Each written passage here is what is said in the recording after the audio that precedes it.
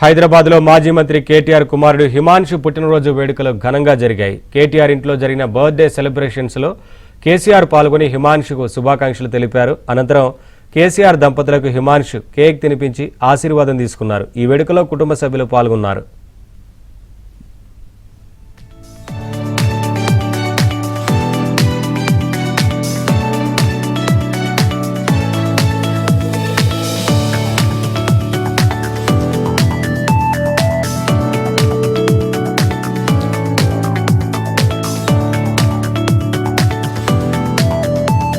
అనంతరం కేసీఆర్ దంపతులకు హిమాన్షు కేక్ తినిపించి ఆశీర్వాదం తీసుకున్నారు. ఈ వేడుకలో కుటుంబ సభ్యులు పాల్గొన్నారు.